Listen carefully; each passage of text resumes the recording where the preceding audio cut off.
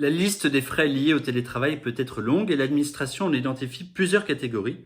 telles que les frais liés au domicile, constitués par un pourcentage de loyer, des taxes, d'une partie des frais de chauffage, les frais de mobilier liés à des dépenses d'un achat de bureau, d'un fauteuil, d'un meuble de rangement ou d'une lampe, mais aussi le matériel informatique, la connexion au réseau téléphonique et les fournitures diverses. En matière de frais professionnels, la jurisprudence pose pour principe général que l'employeur doit supporter les frais exposés par un salarié pour les besoins de son activité professionnelle. Ce principe s'applique au cas du télétravail et est repris d'ailleurs dans les deux accords nationaux interprofessionnels relatifs au télétravail.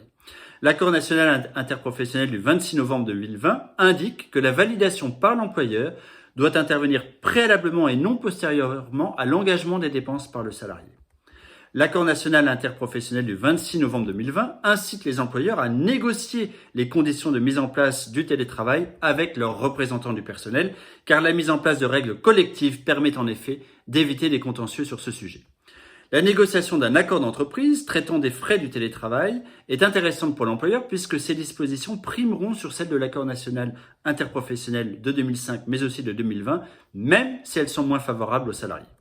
Les remboursements de frais aux salariés par l'employeur vont prendre la forme soit de remboursement sur justificatif, et un principe d'exonération sur justificatif va s'appliquer dans ce cas. L'employeur rembourse alors aux salariés en fonction des frais réellement engagés et justifiés par une facture. Mais le remboursement peut également intervenir par une allocation forfaitaire en franchise de cotisation dans la limite globale de 10 € par mois pour une journée de télétravail par semaine, sans justificatif de la réalité des dépenses, cette limite variant en fonction du nombre de jours réellement télétravaillés sur la semaine. Il est déconseillé de déconnecter les allocations mensuelles forfaitaires du nombre de jours de télétravail,